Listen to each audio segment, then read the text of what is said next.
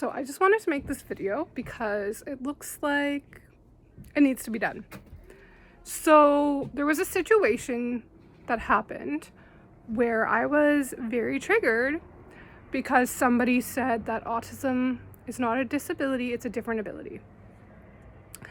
And how I feel about that statement is that it aims to ostracize a lot of people.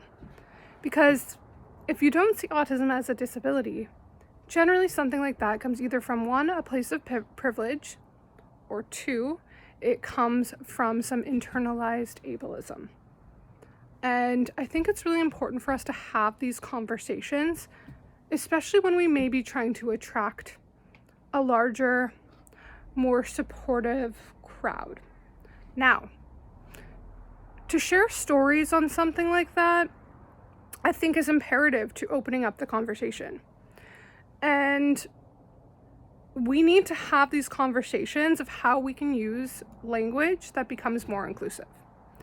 And in order to do that, I think we need to say something more along the lines of, yes, autism is a recognized disability.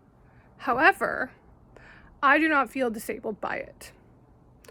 There are people who have higher support or access needs than I do, and some people feel more disabled by it or live more of a disability experience through that lens, but I do not experience it as a disability. I think that is such an important distinction to make because we can include everybody that way instead of potentially ostracizing them. And when we're using language like different ability, every single person on this planet has a different ability. We all have different abilities. Some of us are disabled. And we need to reduce the stigma of disabled being a bad word because it just simply is not. And we should be having those discussions, but having those discussions is not bullying, and it shouldn't be equated to bullying. I saw a lot of very heartfelt messages from people who were sharing experiences of their child or of themselves feeling disabled by it. And I think if we're aiming to attract a crowd, we just have to be mindful of the language that we use because it might hurt people. I've noticed that a couple people have blocked me because they took my words as bullying instead of just trying to explain how we can use more inclusive language and how we can have everybody included in that conversation. But it's triggering when to say that autism is not a disability.